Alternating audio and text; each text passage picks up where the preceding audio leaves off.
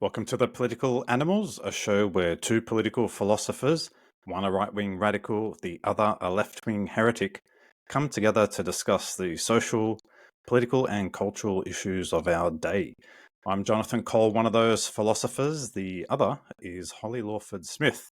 What's news in Hollyworld? Listen, I'll just do a clarification for any of our YouTube viewers. If you think Jonathan is not wearing any clothes, he's just chosen to wear a perfectly skin-colored t-shirt. So he is actually wearing a t-shirt. Just don't be alarmed.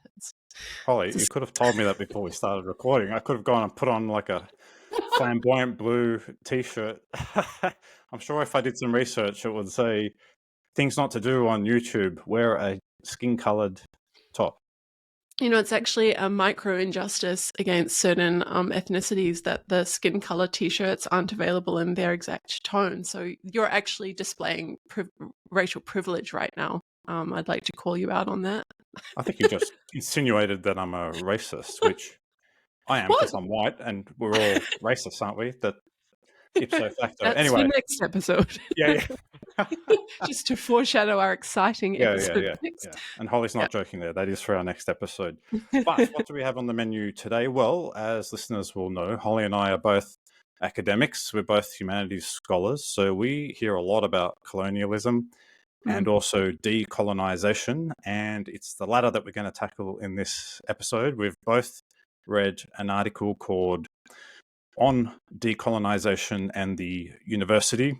It's not an esoteric, abstruse thing, so you won't have trouble following the conversation, and we'll link it in the show notes, but we just needed some common material that would get us on the same page. And we particularly want to look at the case study of what decolonizing the university means. But to begin with, we want to unpack this concept a little bit. And so each of us is going to articulate what we understand to be the meaning, purpose, perhaps intent of this term decolonization, both from the article and just our broader knowledge and interaction, and just simply breathing the air of the modern humanities department in a university, which is where you pick a lot of this stuff up. So Holly, you're up first. What do you understand to be the meaning of decolonization? I feel like a bad student right now because I'm actually not going to do what you just announced that I'm going to do. That is, I'm not going to give my updated after reading the paper understanding of what decolonization is. I thought it would be useful to start by saying what I thought decolonization was from what I absorbed from all the kind of conversations going on about it, and maybe a little bit what I just kind of, in hindsight, probably deduced from first principles thinking about the word from the armchair. And I have had conversations with other philosophers about this concept, trying to like puzzle through what it's asking for and what it entails. And now that I've read the paper, I think, oh, that's not actually kind of what people writing about this idea are getting at. So that's useful for me. So if you don't mind, I'm going to give a more ignorant report than the one that we might arrive at once we start talking about what this paper's idea was. So I had always assumed that to decolonize meant to unwind the process of colonization, or at least its injustices, to return to some kind of prior historical state, and in particular to like track particular counterfactuals. So there are ways that Australia, for example, or New Zealand would have developed had it not been for the colonizers. And I sort of had the sense that to decolonize meant to like unwind to a point in history where you then can run forward again and things will develop in the way that they would have but for the colonizers.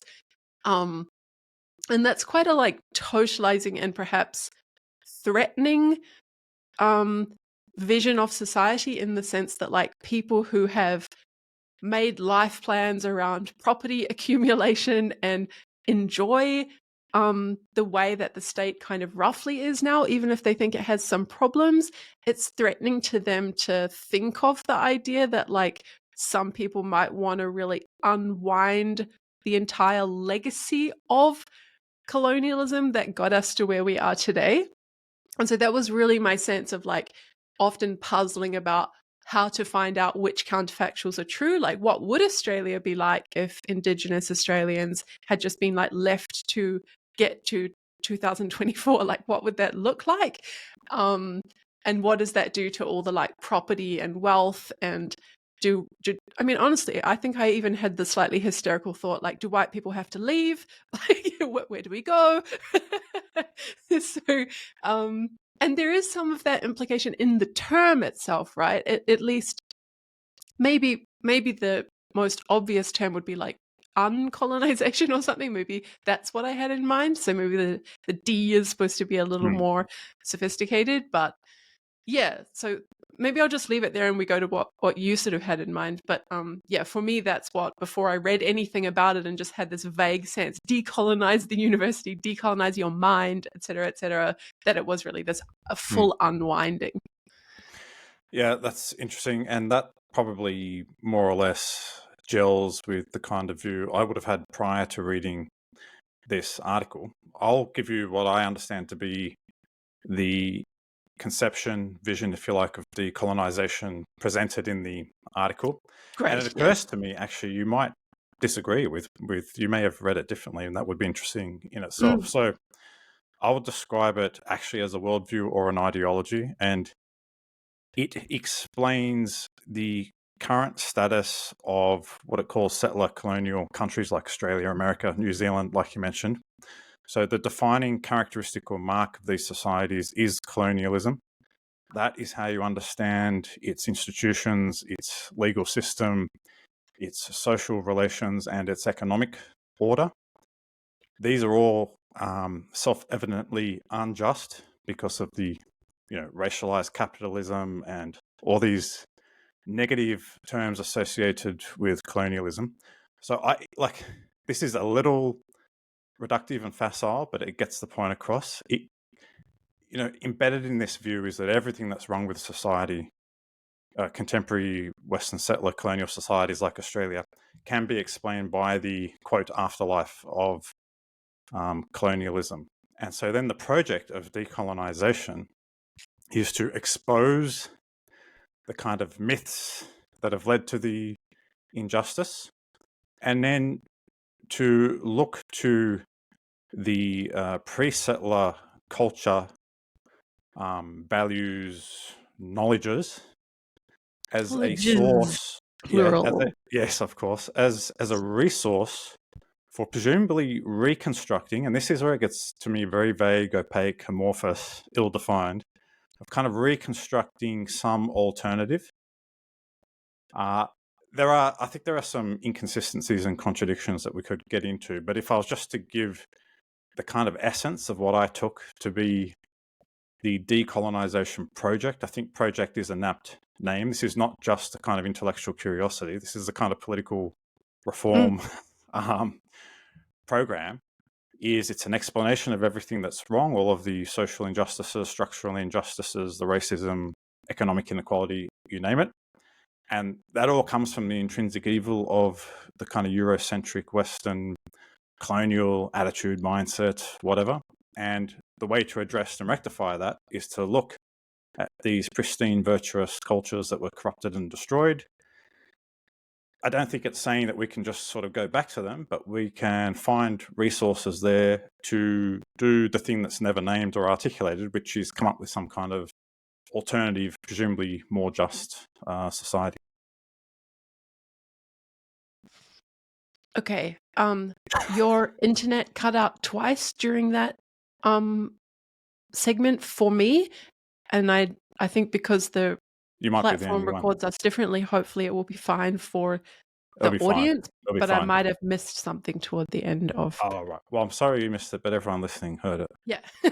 So you're the one and only person in this conversation that's out of the loop. But I will, let me comment on something that I think I disagree with a little from the start, and then which is just that you said that something like everything that's wrong can be explained by settler colonialism.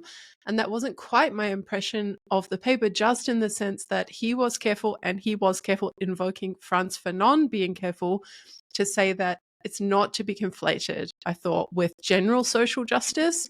So there could be problems in society today that are broader or that are related to the domestic tyrants. I think we're acknowledged that like countries can have their own petty tyrannies and then colonizers like team up with them. Mm-hmm. So I think there's scope to say not all the ills of our current society trace back or are the legacy of colonialism, but it's certainly true that maybe like a lot of them are, and actually maybe this is something to talk about too. I was slightly surprised by this. You mentioned the phrase racialized capitalism. This came up a few times. To me, it felt like muddying the waters somewhat. Like there's something to talk about in the wrongs of colonization and how you get justice after serious injustice like that. That's a really interesting, important moral and political question.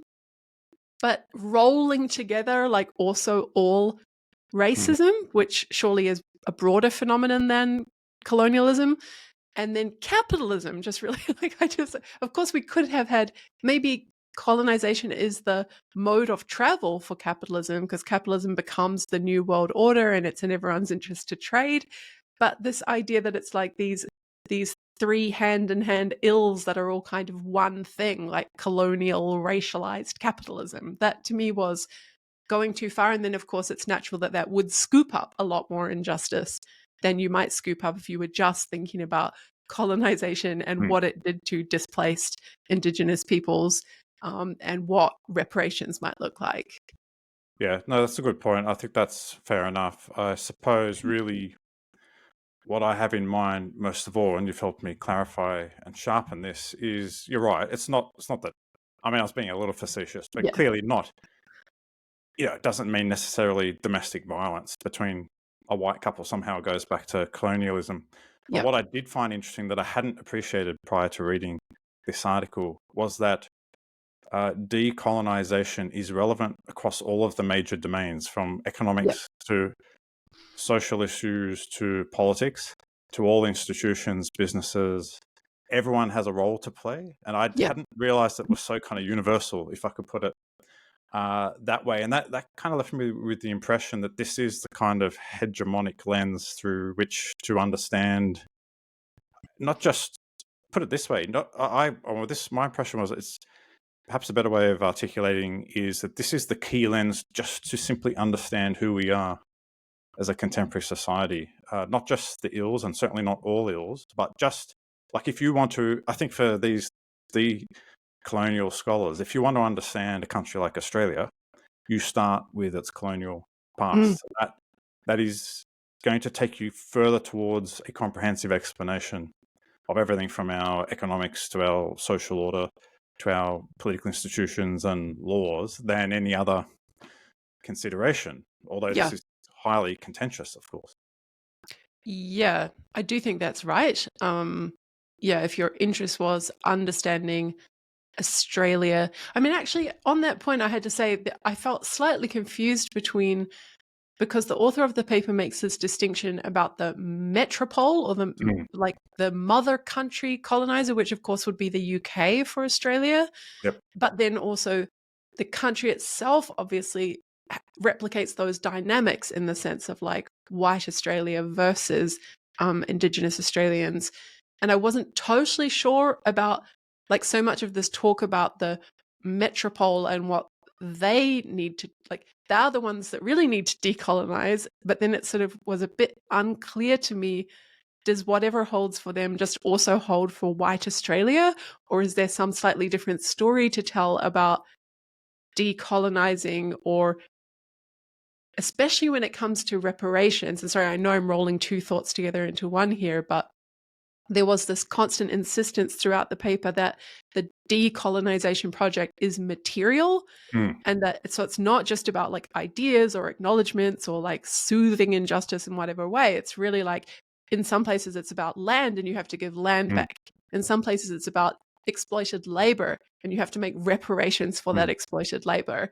And the other, there's three, and the third one was resource extraction. So you're going to have to like find ways to repair that as well. So that's like a very material project. But is that the UK owes Australia that, and then the UK's, I mean, I know it's a wealthy country globally, but it's also got serious problems of poverty of its own. So I was just a bit, I don't know if you found that clear or if you want to add anything there about who, like, is it Australia that's supposed to be doing these material things, or is it the UK in relation to Australia? I just didn't quite understand that. I think you have really highlighted one of the key ambiguities for me. Mm. I kind of discern that there are three categories of countries in this picture. So there are the countries where decolonization actually begins and kind of is more self-explanatory, like African countries that literally fought for and won their independence from a Mm-hmm. colonial overlord. Mm-hmm.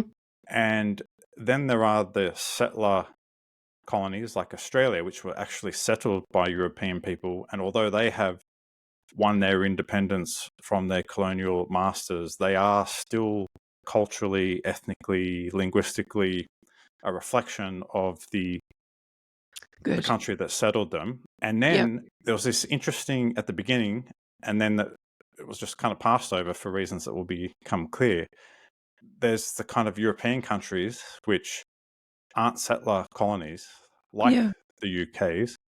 And it seemed to me that all three have a task in the decolonial project, but as you point out, the kind of situation is so different that they have different roles, although the boundaries get very blurry. Yeah. Although I guess this is just an article, not a book. But as far as I can understand it, the task of, say, a Belgium or a France or a Holland, which have all been, or Spain, Portugal for that matter, is to kind of become aware of their colonial history, and that the very concept of Europe kind of emerges out of colonialism. And so it seemed to be suggesting that if they want to understand themselves too, even though they're not settler colonies now, colonialism and their colonial past needs to loom large, because even though now they are out of the colonization business, presumably it has still permeated and shaped their culture and their institutions in different ways. That's what I could discern from No, you're the right paper. to point out that, yeah, certainly that the first distinction between the paradigm decolonizing states that really like threw out their oppressors like that, and then between countries like Australia, that's a useful distinction. But it's true, there was this constant kind of reference to Europe as though Europe like stood in for the white. I guess it's something like Germany maybe is the thing in mind, and they have the university sort of traces back to there in its modern form, and so there's this idea that they have a hegemony over like knowledge production. And but it's a bit strange, isn't it, because it's not like all of Europe Mm. is white or like hegemonic in that knowledge sense. Like there's, Yeah. I don't know. So yeah, I wonder maybe there was a bit of messiness or unclarity there in exactly like what's the nature of this third type of country Yeah. claim. Yeah. There's also a problem that I don't think we need to dwell on, but it's just worth mentioning in passing, that this whole debate leaves out huge chunks of the colonial story to me. And Europe's a good example. So Greece and other countries in the Balkans were colonized by the Ottoman Empire for 4 centuries. So they are really in the same situation as the Africans. The last bit of Greece to become independent was about 1946, when the Italians gave up some of the islands after they lost World War II. So that problematizes. And then, of course, who are the biggest colonizers today? Well, arguably China's one of them, in Tibet and the Uyghurs and other parts. And I certainly know you have sort of independence movements that could certainly be construed through a decolonial lens.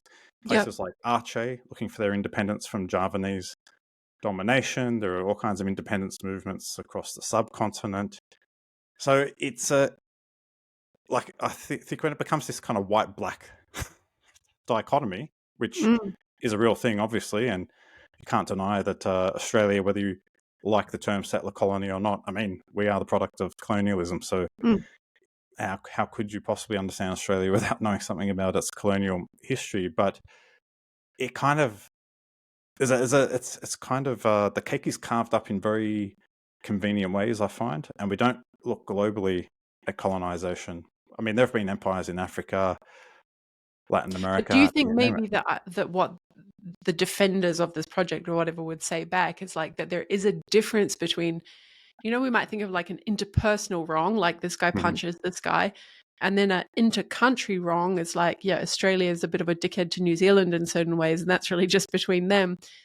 Both of those things are separate from like what the UK did to a lot of the world.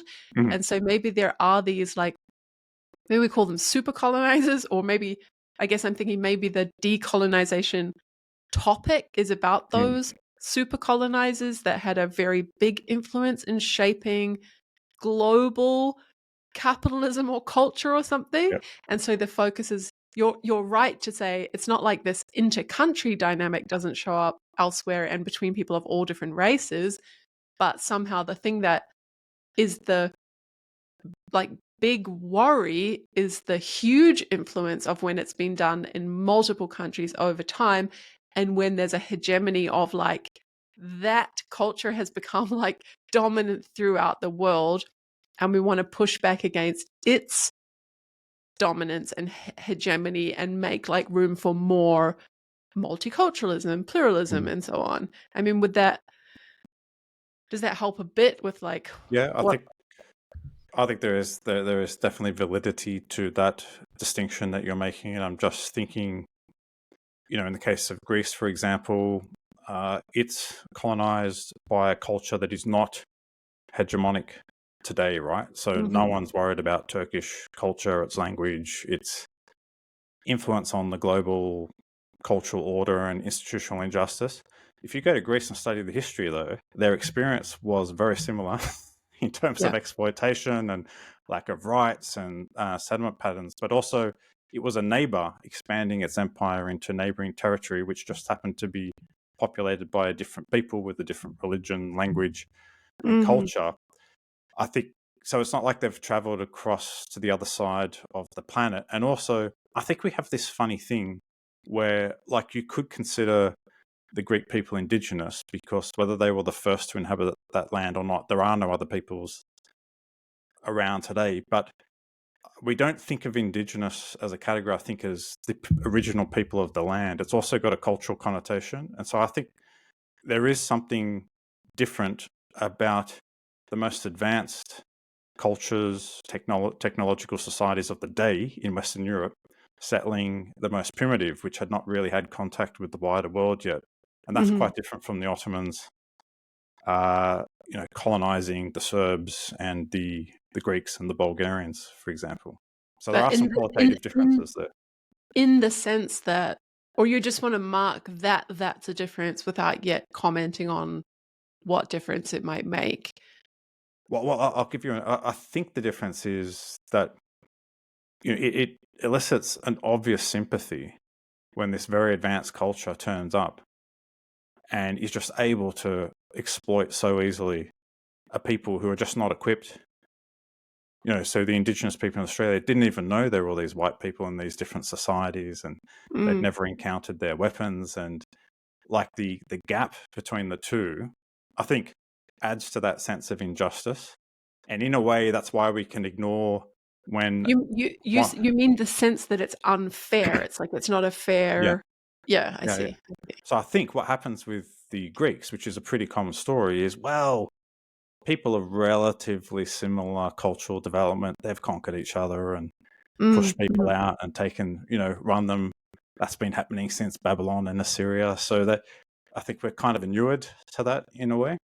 Yes. No, that's really interesting, because I think where I thought you were going was going to be something like the idea that like there's more justification or it's more excusable or something when an advanced technology comes. So even with all the injustices, there are all these like advantages to balance off.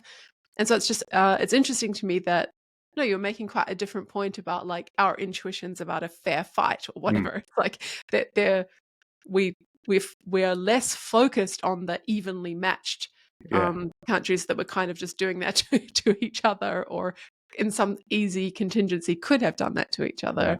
But, related to this point, Holly, it seems to me there's this kind of assumption, I'd be interested to know what you think of this, that Because there was this interest. This was a new idea to me. This interesting kind of, like you said, the counterfactual.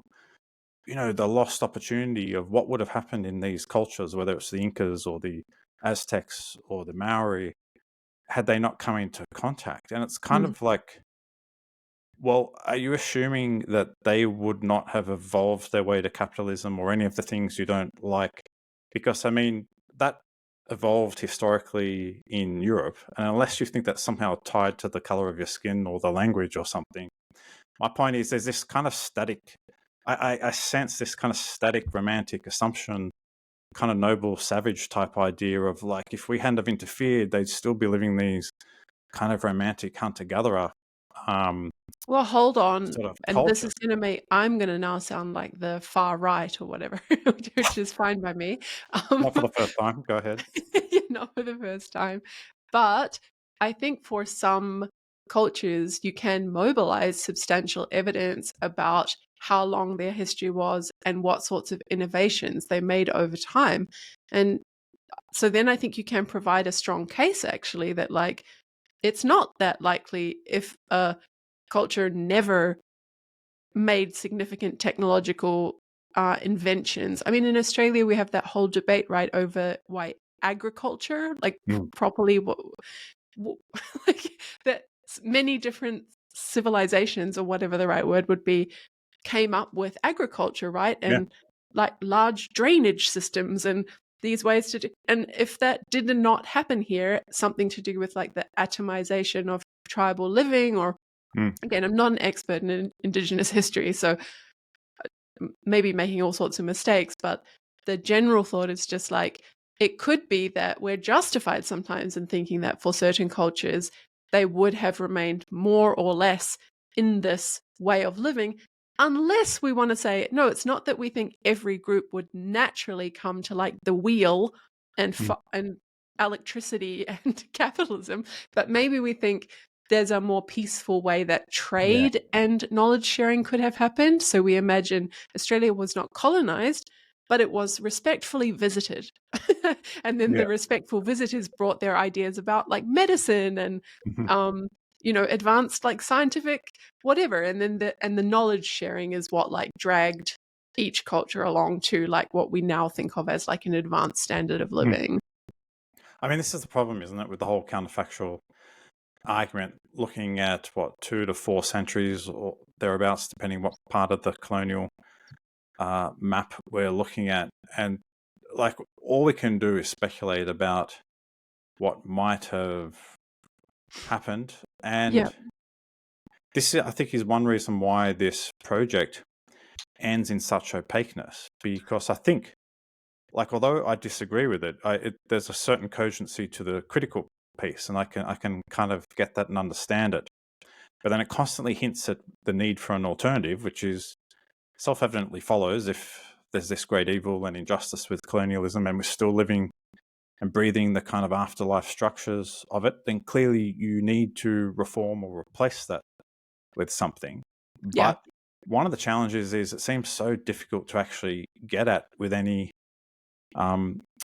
great degree of certainty or confidence of what the pre-existing, say, economic model in Australia, for example, was, because it's difficult to find the evidence exactly. But remember that, I mean, this is the thing where I think reading this paper was very helpful to me, because the thing that I was thinking, that we have to get the counterfactual right and then know how to unwind, it seems like it's not actually what the decolonization project is asking for. Yes, they want material like reparations or structural change, but that can actually be done through transfers of wealth, redistribution, in some cases like returning of land. So then at least we don't need to fill in. We still need to answer the question of like how much and when are we done, but at least we don't need to fill in the difficult details of the precise like way to unwind.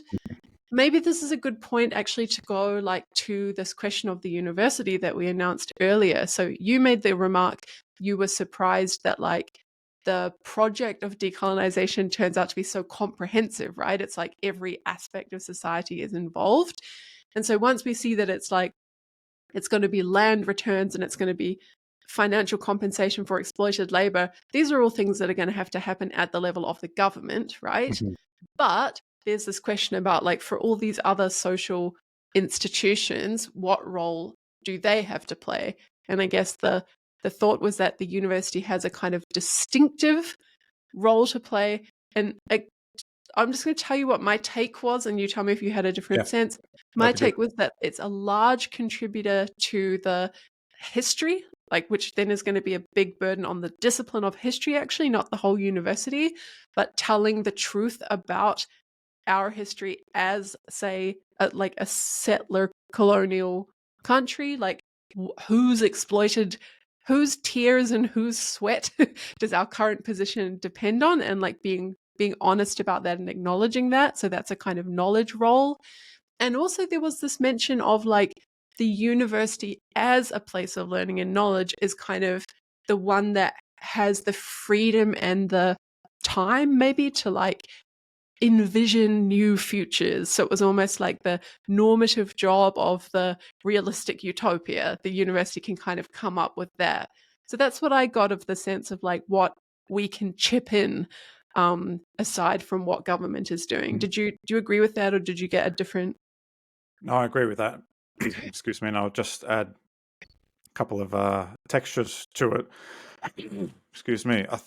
I mean, this for me is just one good expression or example illustration of the university as social justice incubator, which very much is my experience of the contemporary university. So why does anyone bother becoming a scholar? What are they trying to achieve ultimately through their teaching and research? It's to bring about social justice, to make the world a better place. This is really front and center of the majority of academics and administrators and university leaders I've had any contact with. And if you just look at all the paraphernalia, the official documents and the like, the mottos of universities, or at least modern ones like the one I work at, I mean, this is like explicit. It comes up in conversations all the time. And this kind of makes a lot of sense in that broader context. And so, of course, the university, if you're convinced that decolonisation is the sort of number one priority in terms of bringing about a better, more just society, more equal, more compassionate, whatever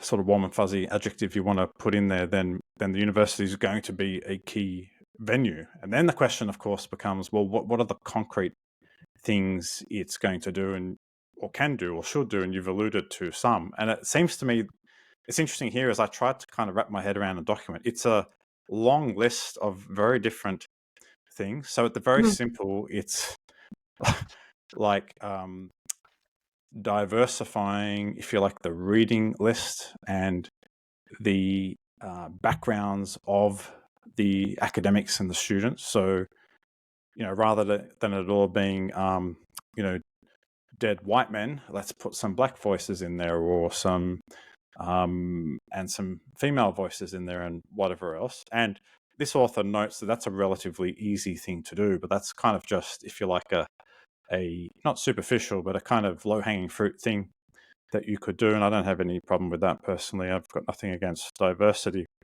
But then, and I want to read you 3 things that I noted down, because we start to get to these, it seems to me, bigger, but more complex and difficult, but also more interesting ideas. So, decolonialism in the university apparently involves, quote, the decentering of Eurocentric value systems and knowledge production, number 1. Number 2, the overhaul of the hierarchy of European ideologies. And then 3, the reappraisal of whitewashed history. Third one, perhaps, is fairly straightforward. That might go in that first basket. But Is this on a particular page? Sorry, just I so I didn't can jot follow. down the page number, but Okay. this, if you like, I would put this under the heading of decolonizing the mind, which is apparently one of the key tasks of the university.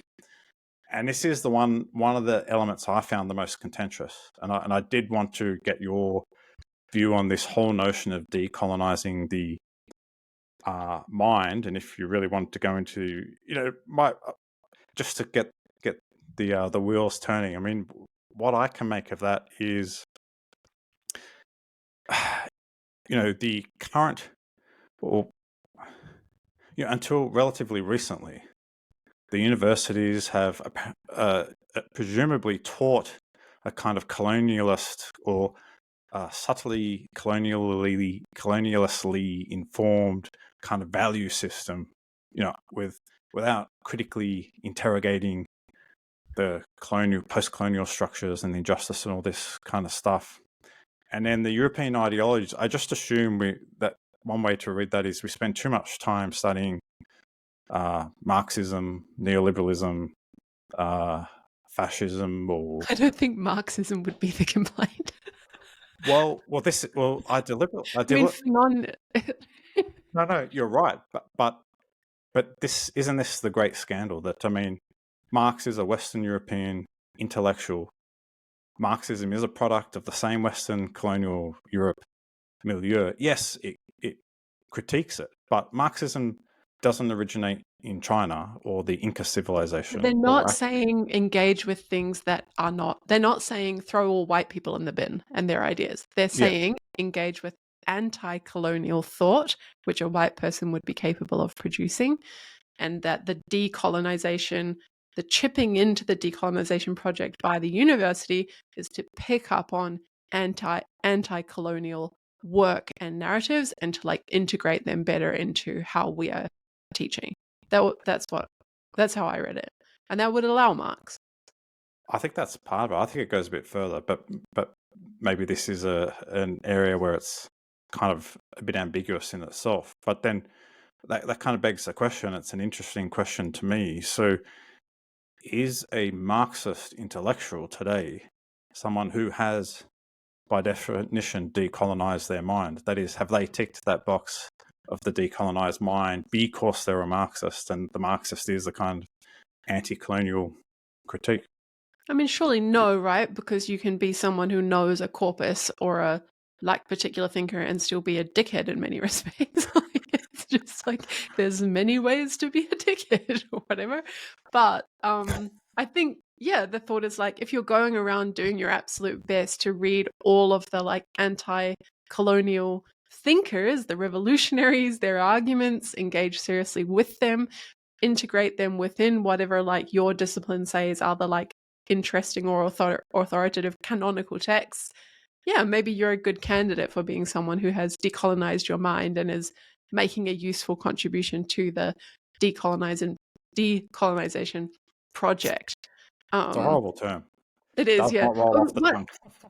One thing I thought was interesting was this like remark about, and I can't remember what section of the paper it came, so that doesn't help tracking the dialectic, but there was a comment about like the distinction between academics, sort of an ivory tower type thought, and then the activists in the grassroots of the revolution.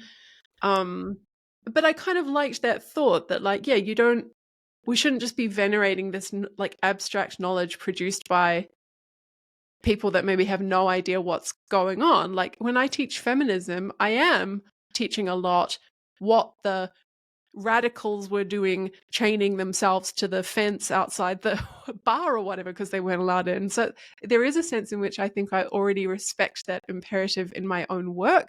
Like it's important to look to people doing activism on the ground and what their struggle looks like, and to acknowledge their ideas and maybe to try to give them a more like, maybe articulate them in a way that makes them like respectable to the academy or whatever.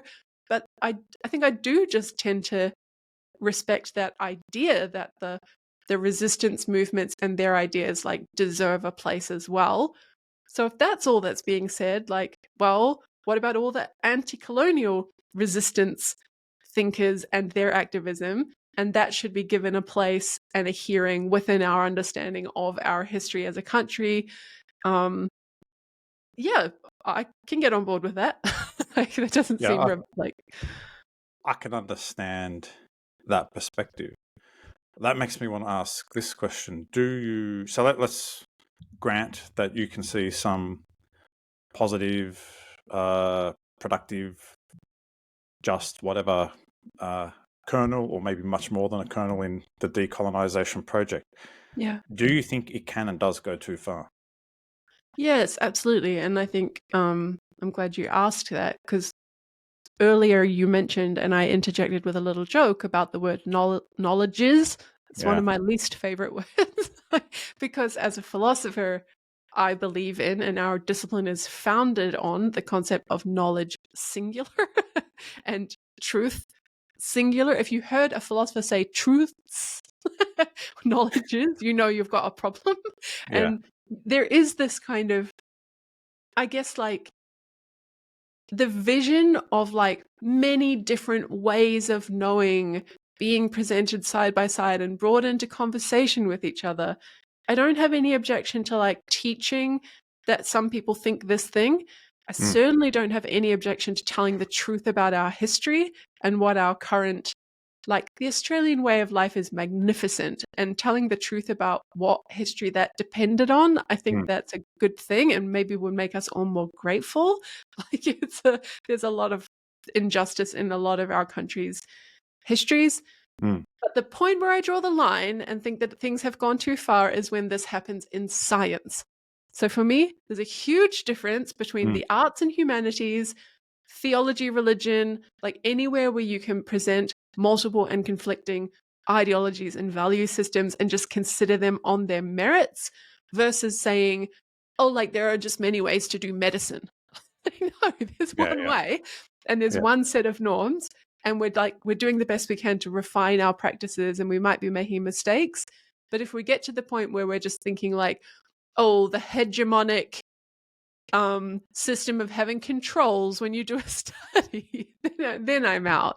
And I think maybe that is where the university is still trying to get the line right. And I know of certain cases, like particular coming out of New Zealand, where they are really struggling to get that line right between being Mm. like really respectful and pluralistic about indigenous knowledge and crossing over into like anti-science or pseudoscience. And I think that's where, yeah, holding on to that sense that there is such a thing as capital T truth and knowledge singular, and not being willing to give that up in the domains where it really matters. I think that that's for me, like that's really important.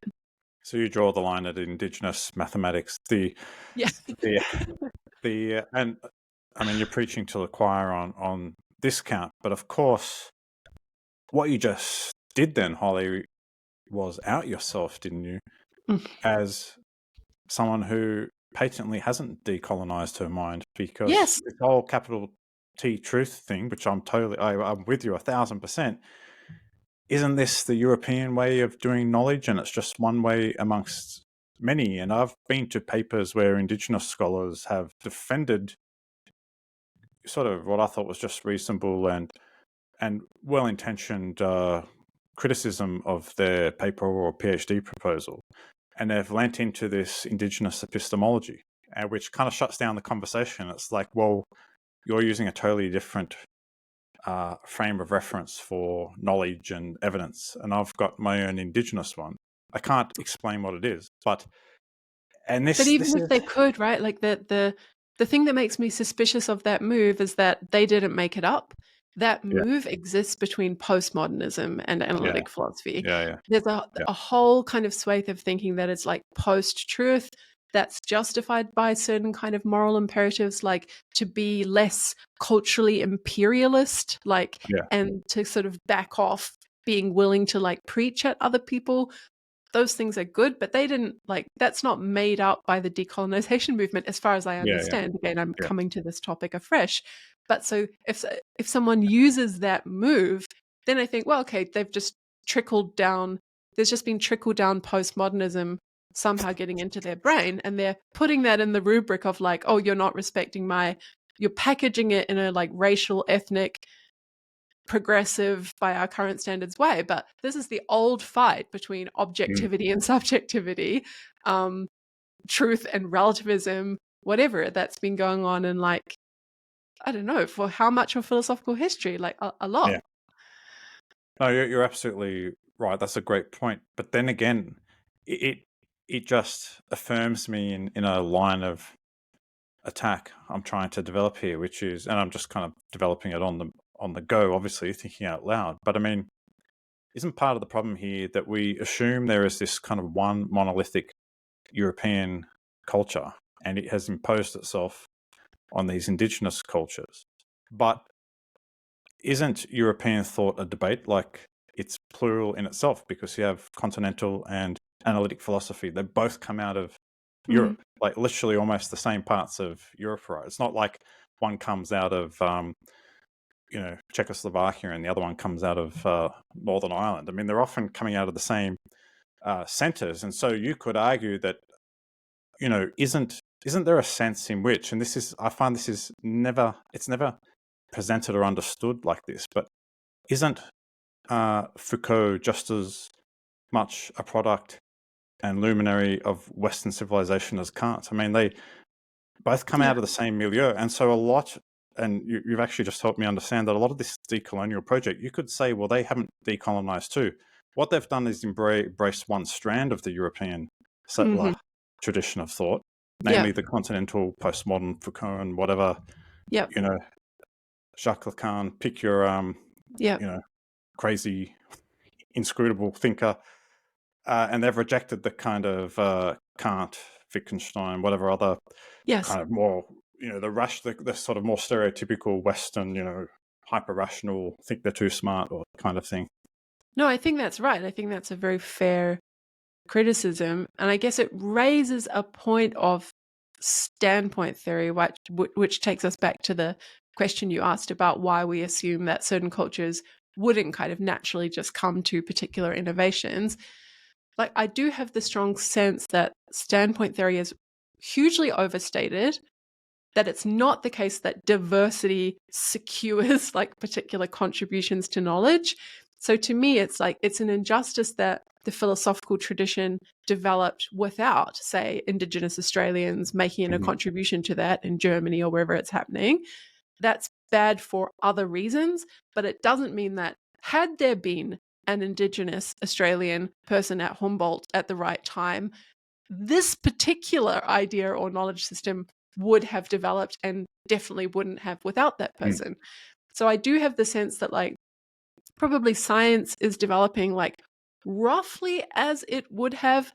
It's just that the idiosyncrasies of genius, like who has a light bulb moment at a certain time, if it hadn't been her, it might have been 20 years later with a different person. I do think that's true. But in general, it's sort of, weird combinations of opportunities and resources and who your knowledge community is. And anyone of any identity could be the one that has these kind of light bulb moments. So I think you're right to say, like, we do have a debate and a diversity in our knowledge already. It's not that thing should just be treated as hegemonic, and now we need to find out what like each colonized group itself, like in some sort of strong standpoint way, has to contribute and then sort of elevate that within the university. No, we should be focusing much more on like inclusion in the sense of just like making sure that our authoritative jobs roughly represent the population or something like that, like making sure that there's not discrimination. But it's not like we need to get one of that flavor thinker over here so that we can have that type of diversity of thought. I mean, perhaps a distinction that might be useful and that could be made here is between the knowledge itself and its application. So my assumption, I think it's going to accord with yours, is, I mean, there's one knowledge, right? So when it comes to science and doing things in time and space, there's one set of laws that could be discovered by anyone, but different cultures and civilizations are going to use that knowledge in a different way. And that's where I think you could say, well, maybe there's an indigenous perspective on whether we should be building atomic weapons with our knowledge of fission or whatever.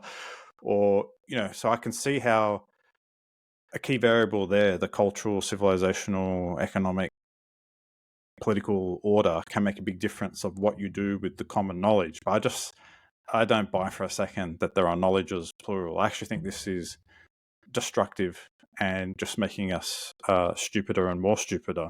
And, one way of perhaps illustrating this is that there's a strange kind of patronizing tone here where it's like, I feel like these people want their indigenous people to be kind of spiritual, kind of tree hugging people. And it's like, well, why can't they just be the best scientist or the Yes. best Yeah. mathematician? Is that somehow dishonest? Is that somehow treacherous and turning their back on their culture? I mean, don't they still get to bring their diversity to mathematics or chemistry?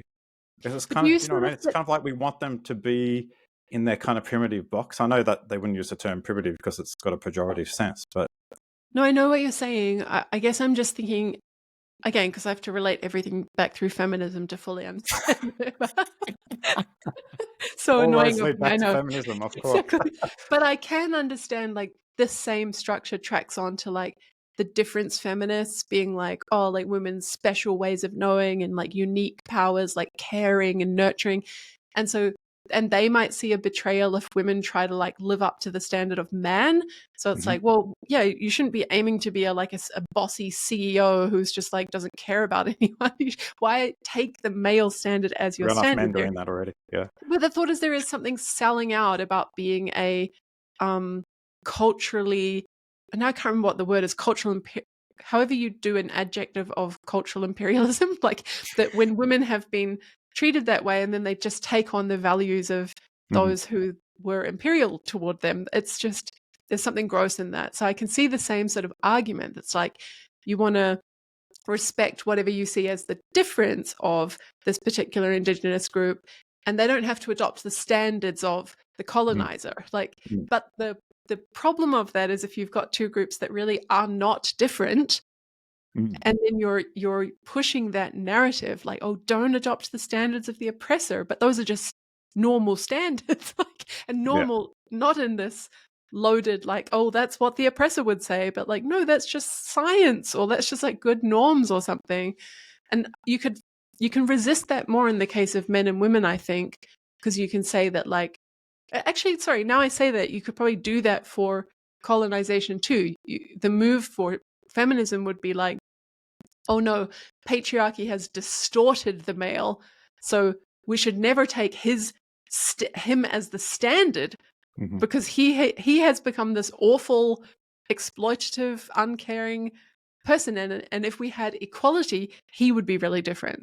And maybe they would want to run the same argument for like white/indigenous or whatever, that like the privilege of a history of being able to like exploit and benefit from others situation has created this like distorted person, and like their values should not be taken as the real values or whatever. And again, I'm because of feminism, I'm sort of Yeah. open to that Yeah. line.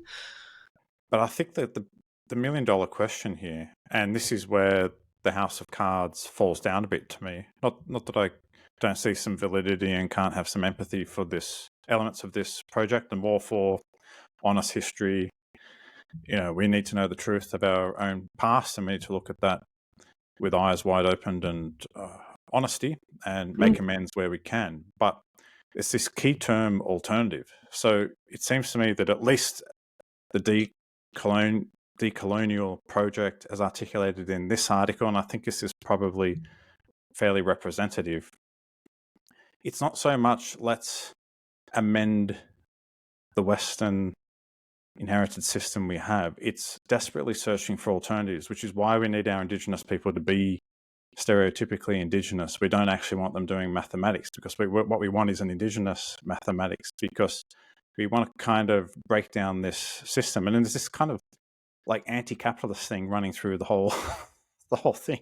And one of the great achievements of the university apparently is ending investment in certain things, like stuff that just seem to have nothing to do with Yeah. decolonialism. But I kind of think that this, once you accept that there's something there's something irredeemable about Western civilization and culture, then you are forced to look to alternatives.